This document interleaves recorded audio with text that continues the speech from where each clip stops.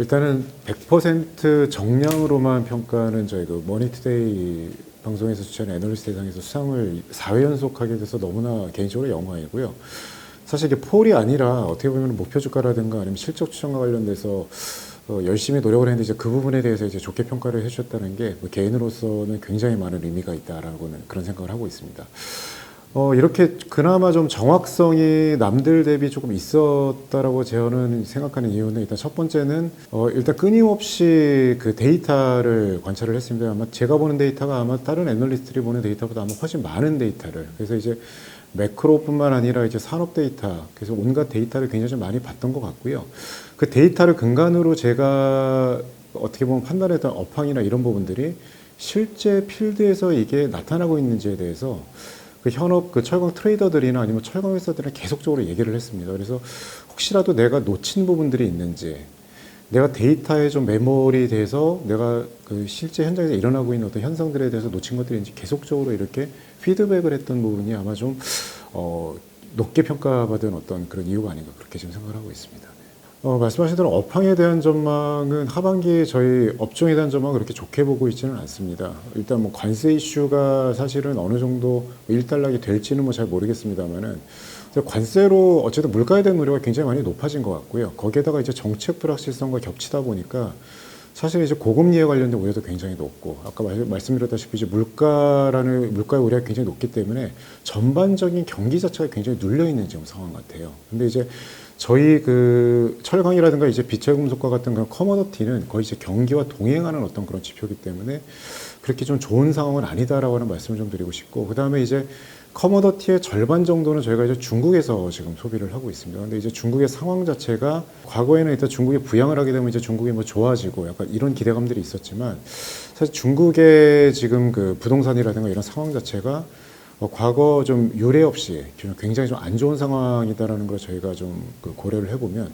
사실 업종에 대한 전망은 뭐 그렇게 밝지는 않다 이렇게 지금 보고 있습니다. 다만 이런 어떤 경기 지표가 좀 더 이제 그 안 좋아졌을 경우에 그 금리 인하 기대감이 이제 한번 이렇게 나올 때 아마 잠깐의 반등 정도는 좀 가능하지 않을까, 뭐 그 정도로 지금 해보고 있습니다.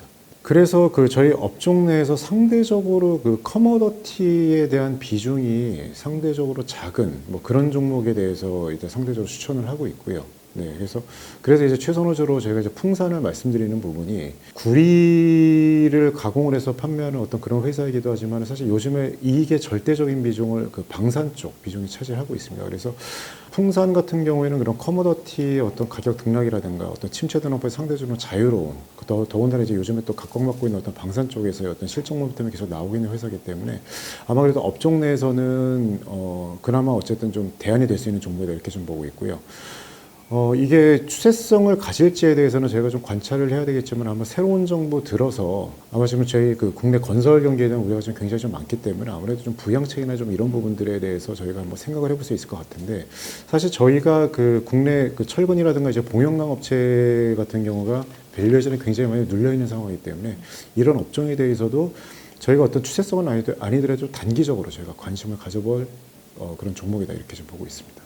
아까 그 봉연강 업종에 대해서 말씀을 좀 드렸는데 아무래도 이제 그 봉연강 업종이라면 그 대표적인 업종이 아마 이제 현대제철이겠죠, 기본적으로는. 현대제철 같은 경우에는 뭐 최근에 이제 언론에서 뭐 계속적으로 이제 업황이 안 좋다 보니까 공장을 이제 비가동하고 이제 이런 소식들이 굉장히 좀 나오고 있지만은 어느 정도 이제 업황에 대해서 거의 이제 바닥, 뭐 이런 적이 한 번도 없었기 때문에 거의 이제 바닥이라고 저희가 이제 판단할 수 있는 어떤 그런 정도의 위치에 도달해 있고, 그 다음에 이제 그 아까 말씀드렸다시피 이제 정부의 어떤 지원이라든가 이런 부분들을 저희가 단기적이나마 기대해 볼 수 있는 어떤 그런 상황이기 때문에 어쨌든 그 두 번째 관심 종목으로는 저희가 이제 현대제철을 저희가 생각해 볼 수 있겠습니다. 네.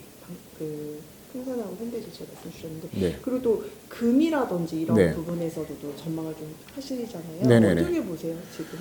금이 굉장히 많이 올랐지만은 저는 하반기에도 금은 굉장히 좋은 어떤 자산이다 이렇게 좀 보고 있고요.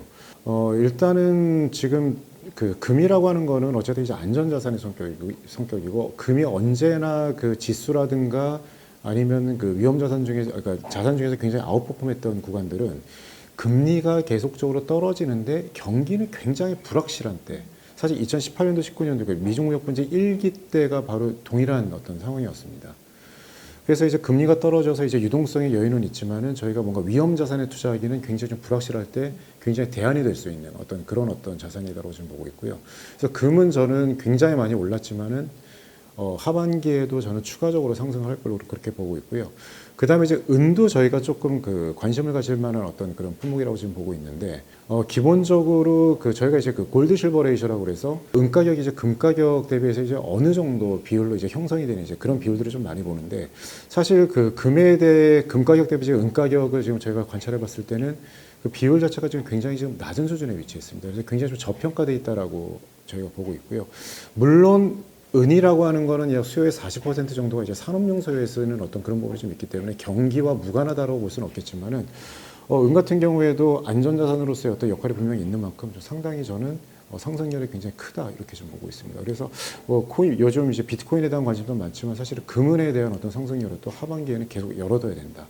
예, 그래서 제가 찾아보면은 전반적으로 커머더티 시장이 좀 어둡기는 하지만 그래도 어쨌든 좀 대안이 될 만한 어떤 자산군들이 분명히 있다 그렇게 좀 보고 있습니다. 네. 사실은 그 철강 업종 자체가 굉장히 저밸류에이션을 받는다라는 거는 사실 어떤 뭐 지배구조라든가 어떤 그 기업 자체 이슈보다는 글로벌 철강 거인들이죠. 그러니까 일본이나 이제 중국 이런 어떤 그 큰 국가들 때문에 굉장히 저희가 좀 어려운 환경에 좀 빠진 게 가장 큰 원인이다 이렇게 보고 있고, 아까 제가 모두에 말씀드렸듯이 이제 중국의 상황 자체가 지금 유례 없이 좀 안 좋은 것 같아요. 뭐 이러다 보니까 중국이 저가 수출을 중단할 만한 요인이 이렇게 딱히 보이고 있지는 않습니다. 물론 이제 뭐 감산 기대를 저희가 하고 뭐 중국 정부 입장에서도 이런 좀 과잉 설비에 대한 어떤 조정 필요성이 있는 상황이긴 하지만은 미국과의 갈등 국면에서 내부 구조 조정까지 중국 정부가 이거를 동시에 수행하기에는 상당히 좀 어려운 상황이거든요. 그렇기 때문에 이게 정부가 바뀐다라고 해서 이게 뭐 딱히 뭐 상황 자체가 그렇게 뭐 좋아지는 것보다는